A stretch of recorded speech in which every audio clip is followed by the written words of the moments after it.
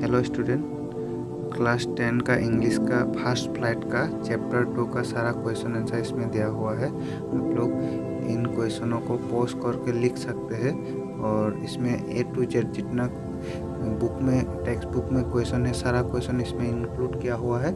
आप लोग इसमें से अच्छे तरह से लिख सकते हैं। तो आई होप इसमें जितना क्वेश्चन है आप लोगों का बहुत हेल्पफुल होने वाला है। ध्यान से आप लोग इन सारे क्वेश्चनों को पढ़िएगा तो एग्जाम में अच्छे तरह से लिख सकते हैं। इसमें पूरा समर अप करके लिखा हुआ है। आशा करता हूँ आप लोगों का ये वीडियो अच्छा लगेगा और अच्छे लगने से इस वीडियो को पूरा देखना और इसमें से सारा क्वेश्चन आंसर लिख के आप लोग एग्जाम में अच्छी तरह से लिख सकते हैं।